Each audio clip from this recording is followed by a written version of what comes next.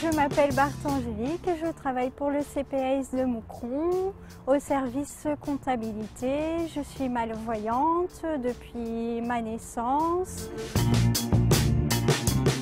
Angélique est venue au CPS par l'intermédiaire d'un job coach qui nous l'a présenté avec ses compétences, à savoir un gradué en comptabilité. Donc ce que le CPS cherchait, c'était quelqu'un, un employé d'administration capable de travailler dans le domaine de la comptabilité. Et ça, Angélique avait tout à fait ces compétences-là par son diplôme. Donc le contrat de travail a pu être conclu facilement. Voilà, maintenant je vais vous présenter mon bureau. Allons-y pour la visite. Voilà, mon bureau se trouve ici. Donc voilà, ici c'est mon ordinateur. Il est donc pour le moment en poste normal comme si vous travaillez avec. Et là je vais enclencher mon ZoomText.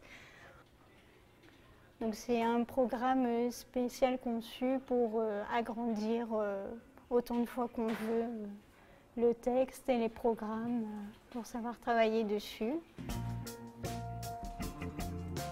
Voilà. Moi, généralement, je fais en 3 fois, mais on peut faire en 4 fois, 5 fois, 6 fois, 7 fois. Et donc ici, j'ai un clavier spécialement adapté pour les personnes malvoyantes. Donc tous les chiffres et les lettres sont en plus grand. On pouvait choisir la couleur des lettres et la couleur du clavier. Il y a plusieurs modèles différents.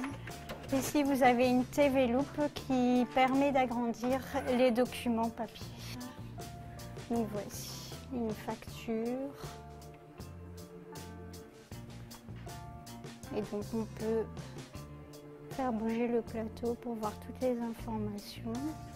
On peut aussi agrandir.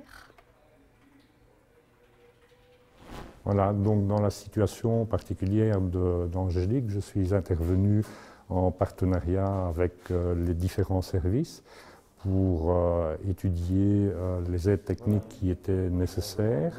Il est évident qu'Angélique ne pouvait se satisfaire d'un matériel ordinaire et le rôle de la WIP est donc de pouvoir financer le coût supplémentaire représenté par l'adaptation du matériel. Oui, bonjour Didier. Est-ce que tu pourrais me donner des renseignements concernant la facture du Colreuil du 7 mai 2013, s'il te plaît? Le travail, c'est tout d'abord un aspect financier forcément, mais de plus un épanouissement personnel de voir que on peut subvenir à nos besoins normalement, comme tout le monde, faire comme tout le monde.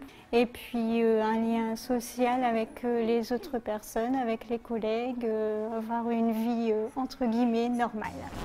Pour un collègue ou un autre CPS par exemple, ou une autre entreprise publique qui aurait peur ou quelques réticences à engager quelqu'un qui a un handicap, des contraintes physiques, j'aurais envie de lui dire qu'il n'y a pas de peur à avoir dans la mesure où tout se passe très bien avec les aides et les personnes qui gravitent autour de l'employeur, du travailleur.